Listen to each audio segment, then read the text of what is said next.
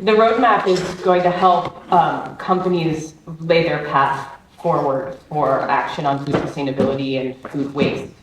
But they can't implement it without the destination. So it takes policy and infrastructure alignment in the areas of operation for these businesses for them to actually be able to create and implement programs that are in line with the goals and the intention of the roadmap. Really what we're seeing right now is we are advocating at all levels to place a high priority on the loss and waste of food. And for that reason, we're seeing global brands and also governments setting priorities, legislation, restrictions around wasting food, sending organic waste to landfill, avoiding donation of surplus food and things like this. So in fact, if destinations don't move quickly to secure their food system or make these circular dynamics of their food system and their tourism systems, you're going to have businesses knocking on your doors and saying, my brand is requiring that I divert food waste. Where is the infrastructure for this? My brand is requiring I donate food. Your policies aren't clear enough to help me do that confidently.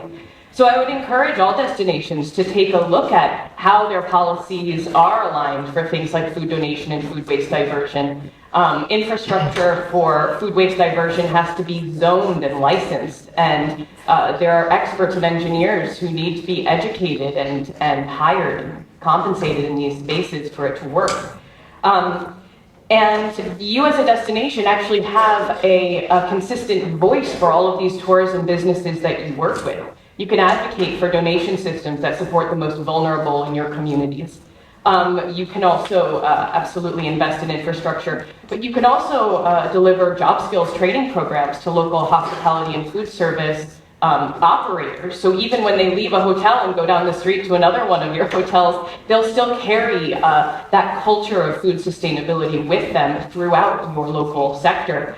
And also invite your guests into this conversation. Our guests travel between our destinations, and there's more and more information, education campaigns available for guests, and they're actually happy in some cases to hear about tourism, to hear about sustainability, and to hear about what tourism businesses are doing to address it. So WWF and others have resources on communicating the topic of food waste to guests in a way that is appropriate and enriches their experience as opposed to takes away from it. And it's something that could have a really consistent voice, say, if you were to ground a campaign on food sustainability or sustainability in general in a place, that then all of your businesses can benefit off of that. So in closing, I wanted to actually share, I just thought of this as I was sitting up here, a concept that I found really quite inspirational. A friend shared with me recently. And the concept, it's a little, just a tiny complicated, I know based on our conversations that everyone can handle it. It's HOLONS, it's spelled HOLONS. And when we think about priorities and strategies, especially here at such a global forum, sometimes we even use the right hand gestures. We're sitting here at the global level, then there's municipal levels, then there's businesses. There's a hierarchy to that that can oversimplify the complexity at each level among our systems.